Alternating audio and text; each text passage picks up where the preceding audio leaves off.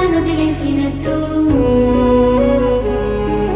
పతి అంటూ సతి అంటూ మురిసిన రాధనే వదిలేసి రుక్మిణిని పెళ్ళాడి